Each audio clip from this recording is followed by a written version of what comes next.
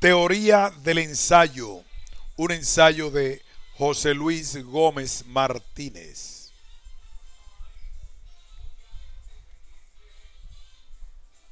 Nota previa. La persistente demanda de este libro, editado originalmente en 1981 por la Universidad de Salamanca, y el hecho de que siga siendo el único libro en español dedicado enteramente al estudio de la dimensión teórica del ensayo, justifica de algún modo la nueva publicación. Se trata de lo que podríamos denominar una edición revisada y aumentada. Es aumentada en el sentido de que se añade ahora un capítulo más, la codificación del texto y el autor implícito, y se actualiza y se incluyen entradas anotadas en la bibliografía sobre la dimensión teórica del ensayo, que complementa el libro. La revisión del texto se hizo con dos objetivos primordiales: ajustar y precisar el uso de la terminología que se emplea en el ensayo teórico y dar cabida entre los ejemplos a un grupo más representativo de ensayistas iberoamericanos. En cualquier caso, en ambos ediciones los ejemplos son únicamente eso, ejemplos en función de un desarrollo teórico. No se pretende con ellos en ningún momento caracterizar el desarrollo histórico del ensayo hispánico. Eso formará parte de otro estudio. El presente libro, que pretende una aproximación al ensayo como género literario, está estructurado en dos partes. La primera supone una teoría del ensayo a través de un análisis sistemático de sus características más esenciales. En la última sección se compara el ensayo con otras formas de expresión afines, que luego se proyecta como ejemplo de la aplicación del método seguido a unos textos concretos, a la literatura costumbrista. En la segunda parte se incluyen opiniones de la crítica hispánica en torno al concepto de ensayo. Se trata de una breve selección de 12 textos presentados en orden cronológico, desde las tempranas opiniones de Gómez de Vaquero y Vitier a las más recientes de Lovelock o Giordano. Cierra el libro la amplia y selecta bibliografía, cuyas entradas en su mayor parte consideran el aspecto teórico del ensayo. Aquellas correspondientes a libros o estudios en español poseen generalmente unas notas explicativas que complementan el título. Athens, junio 1992. Nota a esta edición electrónica. Reproducimos con ligeras modificaciones el texto de la segunda edición, pero con la ventaja de que este medio virtual nos permite ahora ampliar lo allí dicho, con la ventaja de que enlaces a otros textos complementarios. Teoría del ensayo trata únicamente una de las dimensiones del texto, los recursos retóricos de que se vale el ensayista para articular su pensamiento. Se trata de un proceso de codificación al igual que el de la novela o del teatro o de la poesía, que en cierto modo comparten el autor y el lector y que predispone a un tipo de lectura. Digo predispone, consciente de que el proceso hermenéutico es mucho más complejo.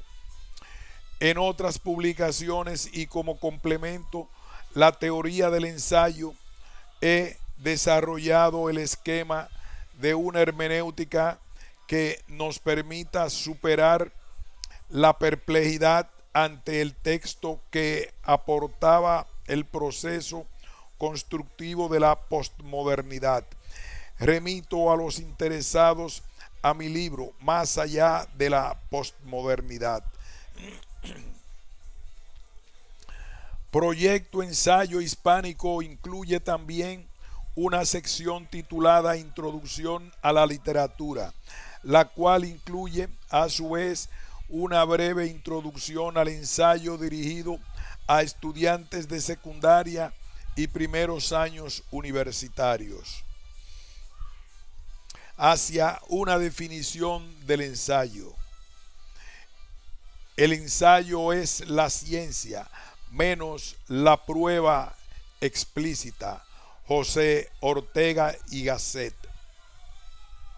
Las palabras, al igual que las costumbres, están sujetas a la tiranía de las modas. En nuestro siglo, y con especial énfasis en los últimos años, tanto los escritores como los editores han dado en denominar ensayo a todo aquello difícil de agrupar en las tradicionales divisiones de los géneros literarios. Si a esto unimos la vaguedad de término y la variedad de las obras a las que pretende dar cobijo, no debe extrañarnos que las definiciones propuestas se expresen solo en planos generales. El diccionario de la Real Academia Española define el ensayo como escrito generalmente breve, sin el aparato ni la extensión que requiere el tratado completo sobre la misma materia. No es necesario un examen meticuloso para determinar lo inoperante de esta definición. Solo hace referencia a la forma y por otra parte presenta al ensayo como un hermano menor del tratado, como algo que no llegó a desarrollar lo que tenía en potencia. En este particular no son tampoco de gran ayuda las antologías de ensayistas, especialmente las que recogen escritores españoles, pues o incluyen demasiados ejemplos sin verdadero criterio del género o representan puntos de vista parciales por lo común determinados por aspectos temáticos. En la búsqueda de una definición o caracterización del ensayo es no solo conveniente sino preciso remontarse a la obra de Miguel de Montaigne, creador del género ensayístico según la posición tradicional de la crítica literaria. Montaigne, en su efecto, fue el primero en usar el término ensayo en su acepción moderna para caracterizar sus escritos, y lo hizo consciente de su arte y de la innovación que éste suponía. En el ensayo número 50 del libro primero, que tituló De Democritus et Heraclitus, nos da una definición que todavía posee hoy algo más que valor histórico.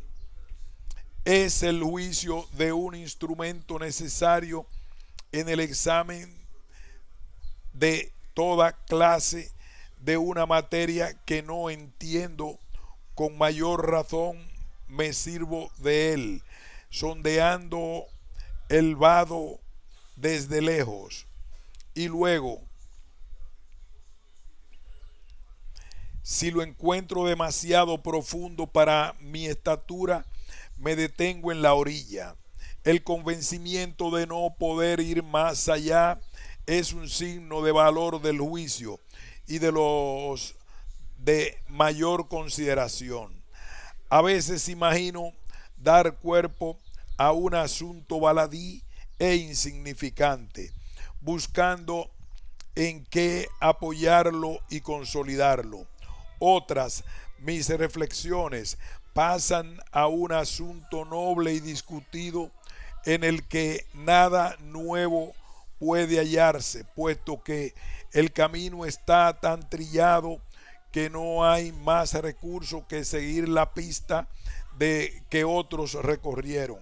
En los primeros, el juicio se encuentra como a sus anchas, escoge el camino que mejor se le antoja y entre mil senderos decide que este o aquel son los más convenientes.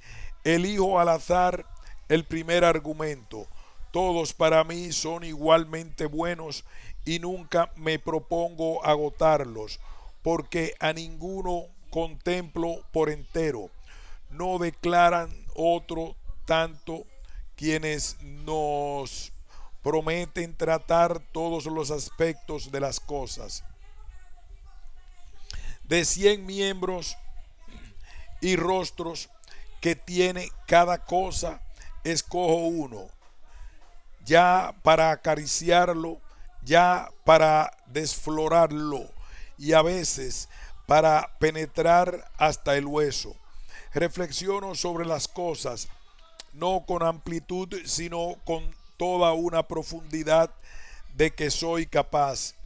Y las más de las veces me gusta examinarlas por su aspecto más inusitado.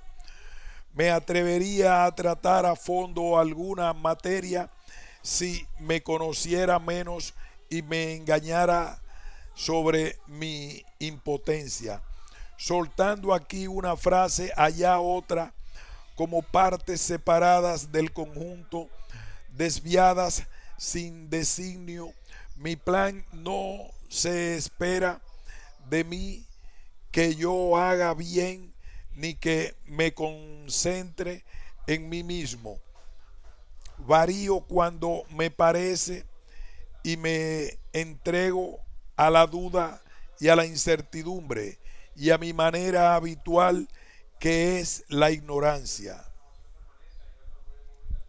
En España, a pesar de que el tesoro de la lengua castellana de Covarrubias 1611 se encuentra ya el término ensayo, en ninguna de las tres acepciones que se incluyen se hace referencia a una composición literaria.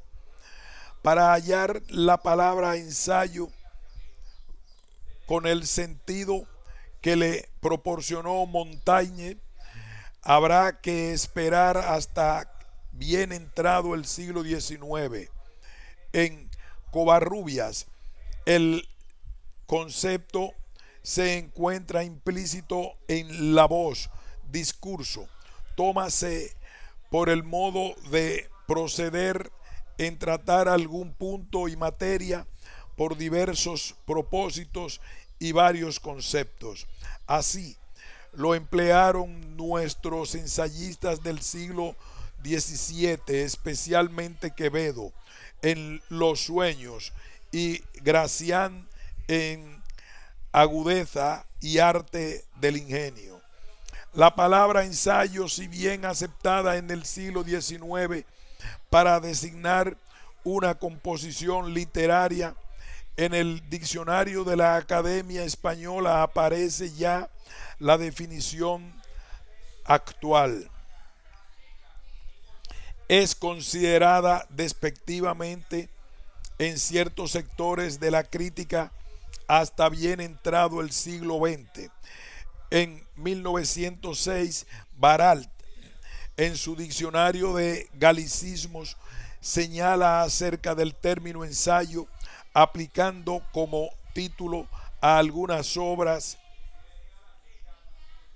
En 1906, Baralt, en su diccionario de galicismos, señala acerca del término ensayo, aplicado como título a algunas obras, ya por modestia de sus autores, ya porque en ellas no se trata con toda profundidad la materia sobre la que versan, ya en fin, porque son primeras producciones o escritos de alguna persona que desconfía del acierto y propone con cautela sus opiniones.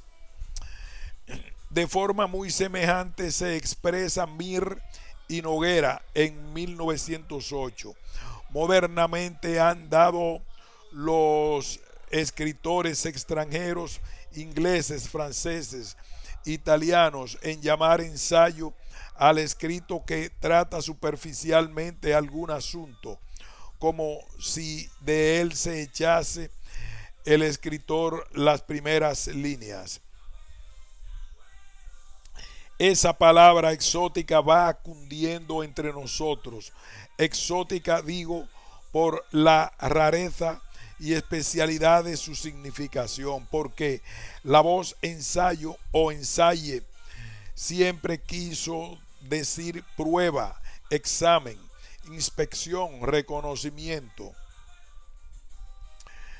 En Iberoamérica, el ensayo como género literario parece adquirir madurez mucho antes y lo hace no tanto por la influencia directa de un Feijó, de un Larra o de los pensadores franceses e ingleses de la Ilustración, cuanto por constituirse en una forma propia de expresión en las reflexiones en torno a una identidad iberoamericana. Así, Bolívar, Bello, Alberdi, Mora, Montalvo, Hostos, Martí, por citar solo algunos de los ensayistas más conocidos del siglo pasado. En España, por el contrario, lo mismo que en el siglo XIX, fue el siglo de la novela. En el XX destaca el ensayo, y pese a las etiquetas más o menos académicas con que fue en un principio considerado, el ensayo había ganado ya carta de naturaleza en España a finales del siglo XIX. Ortega y Gasset, que lo elevó a una altura de prestigio en los círculos intelectuales, se expresa ya en 1914 de forma muy distinta. Se trata, pues, lector, de unos ensayos de amor intelectual.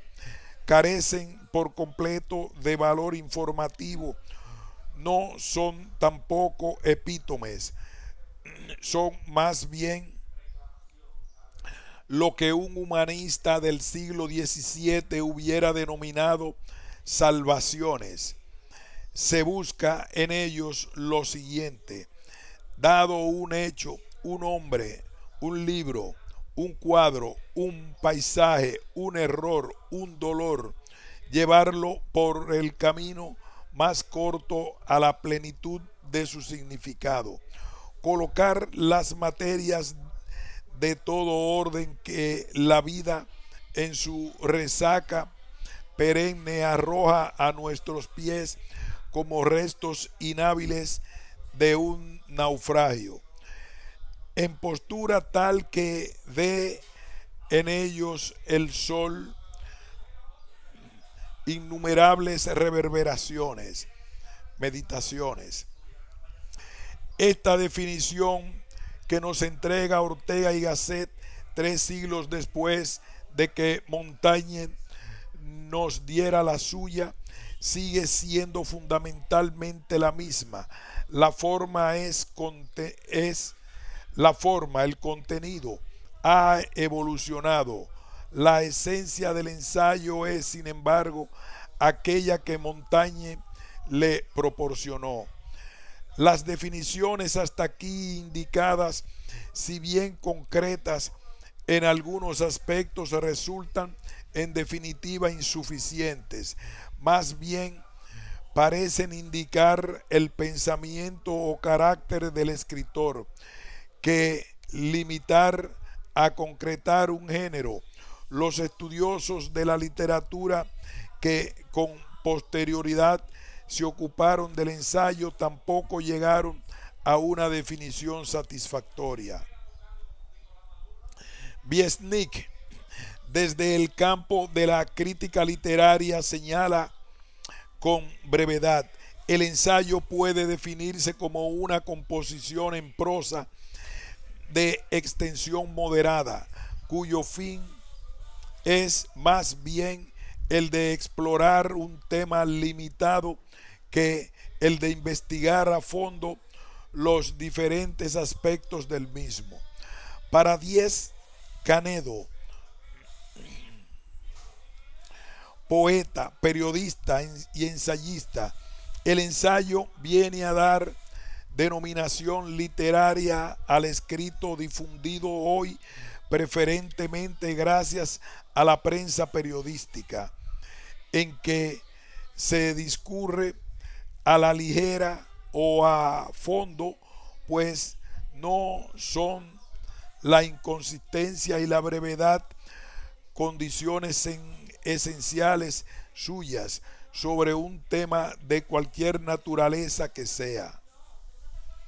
Gómez de Vaquero, crítico y ensayista, no llega, a pesar de ser el más explícito, nada más que a enfocar un grupo específico de ensayos. El ensayo es la didáctica hecha literatura. Es un género que le pone alas a la didáctica y que reemplaza la sistematización científica por una ordenación estética, acaso sentimental, que en muchos casos puede parecer desorden artístico.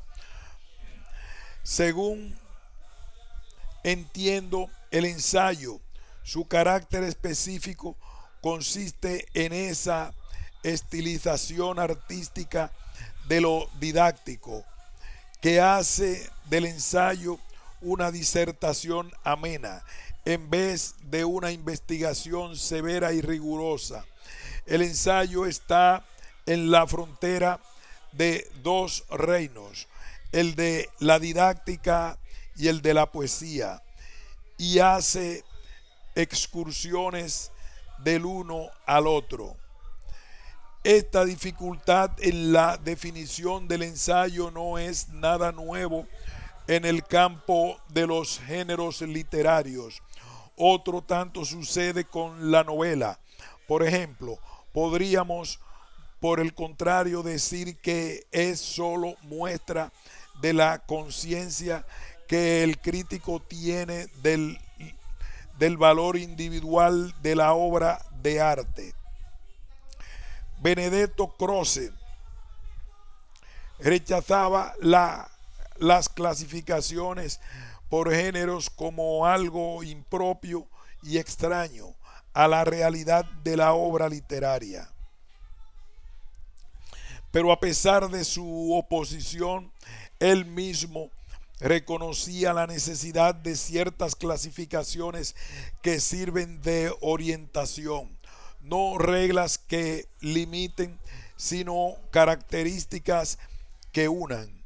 Frente a la dificultad de una definición satisfactoria, nos proporciona el ensayo gran riqueza en las características comunes. En las páginas que siguen se considera se consideran las más sobresalientes en el contexto de los ensayistas hispánicos.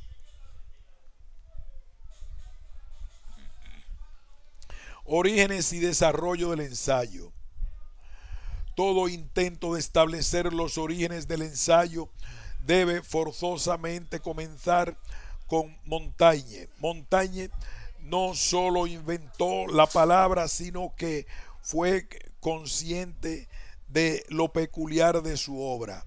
Este es el único libro de su clase en el mundo.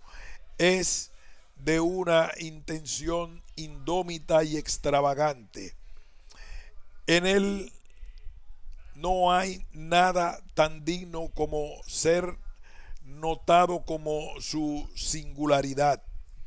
La obra de Montaigne era, en efecto, especial. Era especial en la forma y en el contenido, en el método y en los propósitos. Pero más importante todavía, introducía en primer plano el yo en su creación artística. Él mismo señala orgulloso su aportación. Los autores se comunican con el mundo en extrañas y peculiares formas.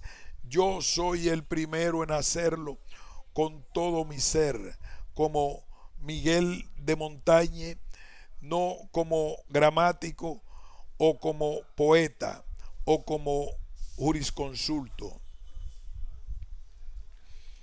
El ensayo moderno pues data de 1580, fecha en que apareció la primera edición de los essays dentro del mismo siglo XVI, en 1597. Comenzarían a publicarse los primeros ensayos de Francis Bacon.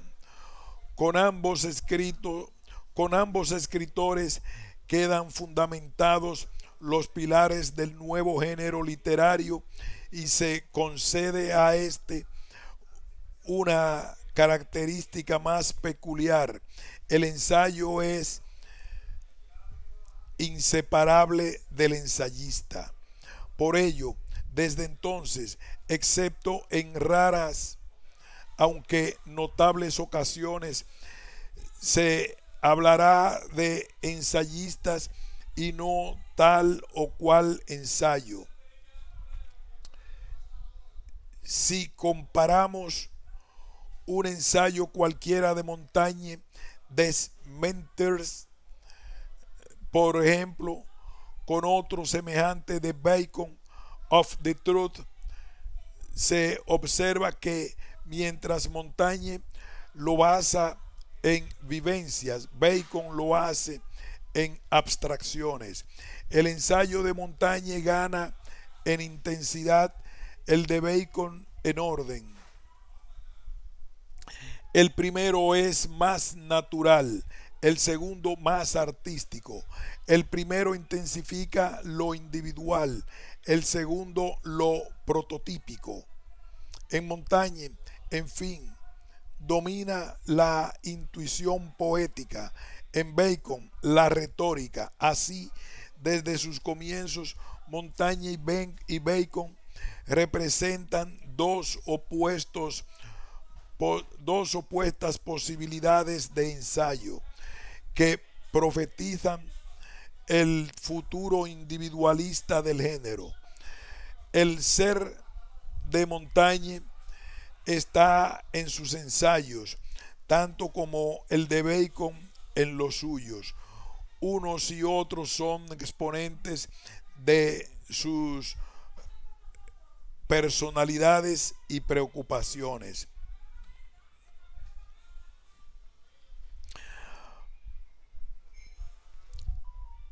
Que se considere a Montaigne en cierto modo, a Bacon,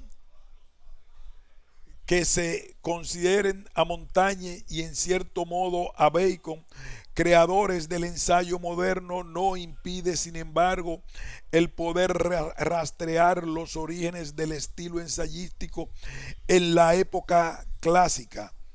Ya Bacon disputó a Montaigne la originalidad de que éste se atribuía al señalar explícitamente la palabra es nueva, pero el contenido es antiguo, pues las mismas epístolas a Lucilo de Séneca, si uno se fija bien, no son más que ensayos, es decir, meditaciones dispersas reunidas en forma de epístolas. En efecto, tanto en los diálogos de Platón como en las epístolas a Lucilio de Séneca, las más cercanas al ensayo actual, en las meditaciones Marco Aurelio, en las obras morales o vidas paralelas de Plutarco, se pueden encontrar los gérmenes de las que después llegaran a ser características esenciales del género. Sus obras, sin embargo, están todavía lejos de formar verdaderos ensayos en el sentido que actualmente damos a la palabra. Hay que esperar a las tendencias humanísticas del Renacimiento en su proceso de descubrir al individuo ya que el carácter subjetivista y la proyección constante del ser del escritor en sus ensayos no es concebible en la época medieval. En España podemos ya encontrar actitudes ensayísticas en el siglo XV y en las obras de Fernando de la Torre, Pérez de Guzmán, Fernando del Pulgar o Monsen Diego. De Valera hallamos indiscutibles huellas de una tendencia individualizadora. Faltan en sus escritos, no obstante, la naturalidad y la sinceridad que proyecta el verdadero ensayista cuando no se limita a mostrar sus pensamientos, sino que expone el mismo proceso de pensar. Solo con Fray Antonio de Guevara podemos dar comienzo sin reservas a la tradición ensayística española. Guevara, en su estilo personalizado, logra inyectar sus propias preocupaciones a sus escritos. Sus obras consiguen establecer todavía en la actualidad, a pesar de lo retórico de su prosa, un íntimo diálogo con el lector en una comunión de pensamientos. Las epístolas familiares de su obra más representativa forman verdaderos ensayos donde se tratan los más diversos temas, desde valores permanentes en las epístolas que reflexionan sobre la envidia o la libertad, hasta asuntos de inmediata actualidad política, consejos sobre el amor o burlas llenas de gracia contra el mal escribir. El ensayo del siglo XVI, dominado por un deseo de perfección espiritual, llena una de las páginas más ilustres de la literatura española. Al unísono con el latido de la visión universal del emperador, Alfonso de Valdés aboga por una reforma religiosa de acuerdo con el pensamiento erasmista. Su obra, al igual que la de Juan de Valdés, está escrita en una prosa clara que fluye natural, sin la afectación retórica de Guevara. En la segunda mitad del siglo, coincidiendo con el gobierno de Felipe II, el contenido se hace más íntimo y la prosa más serena, y lo personal. Fray Luis de Granada, Santa Teresa de Jesús y Fray Luis de León representan una nueva etapa en el ensayismo español. En realidad, tanto ellos como los escritores satíricos y políticos del siglo XVII, Quevedo, Cascales, Zabaleta, Gracián y Saavedra Fajardo, escriben en un estilo frecuentemente con unos propósitos distintos a los que movieron a Montaigne en la confección de los essays. Se puede afirmar que los ensayos escritos en el siglo XVI por Guevara, Montaigne y Bacon son manifestaciones excepcionales de un género de nacimiento prematuro. En espíritu existía en la época, pero el escritor todavía no disponía de los medios adecuados para la difusión de sus ensayos. A principios del siglo XVII, con la aplicación de las revistas y periódicos, puede el ensayista por primera vez establecer un verdadero diálogo con el lector que pasa decididamente a formar parte del ensayo.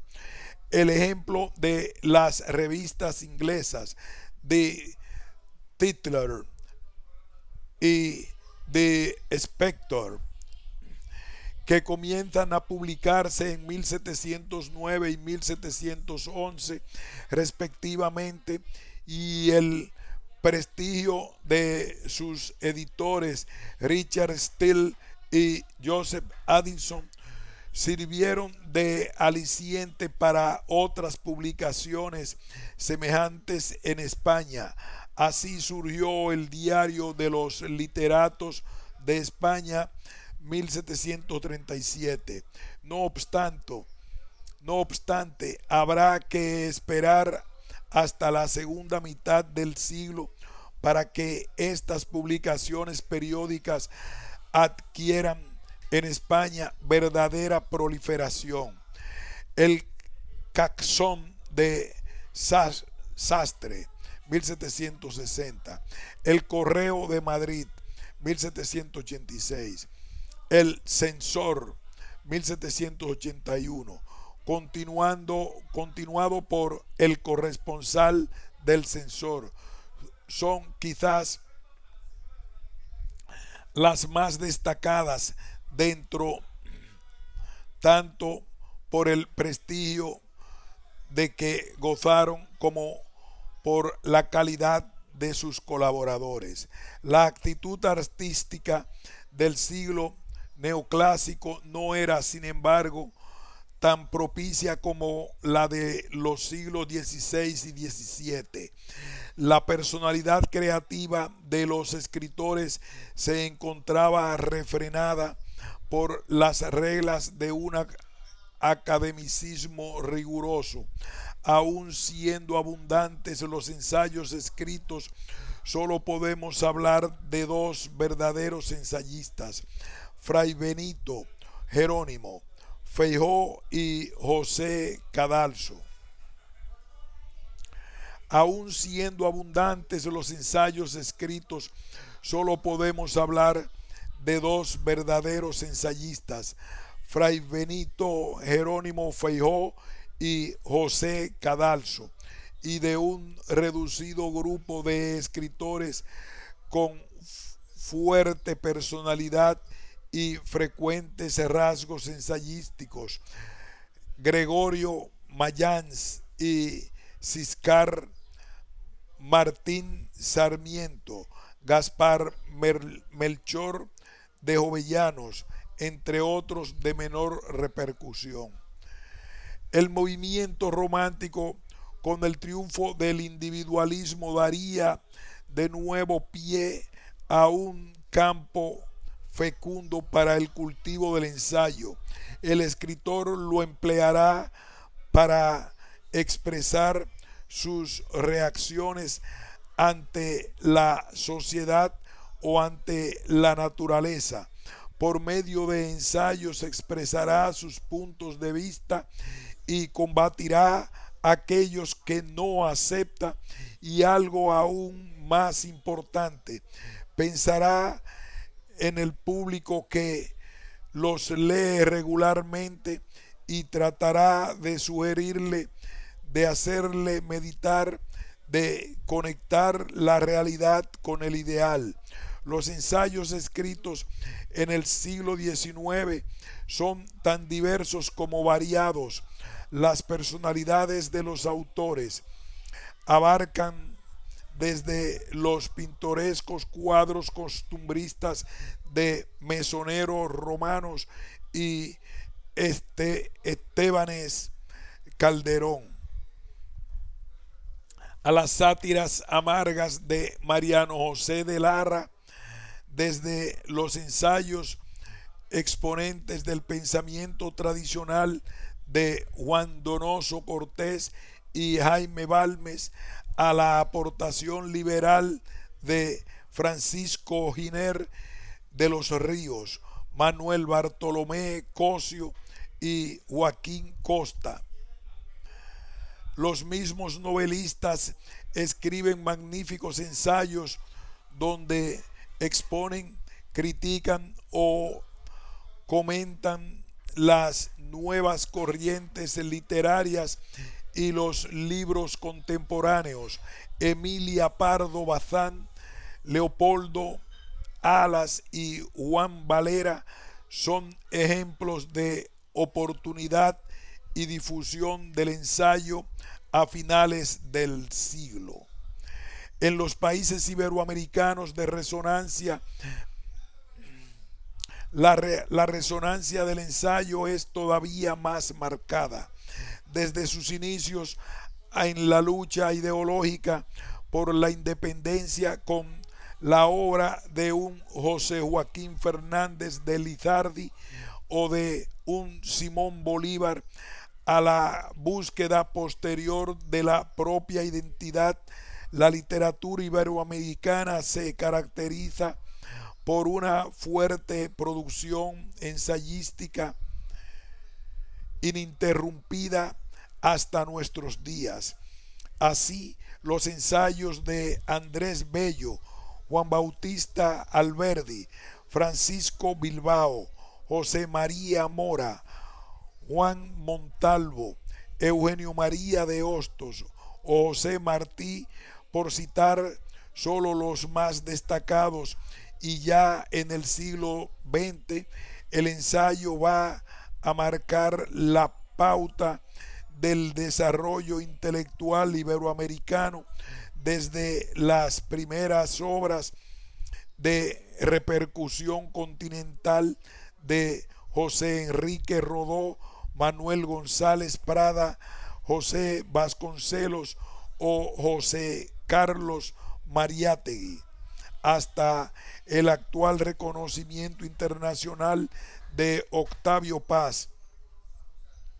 En realidad, el cultivo del ensayo en Iberoamérica alcanza las proporciones de un denominador común que caracteriza la producción literaria de muchos de sus escritores más destacados.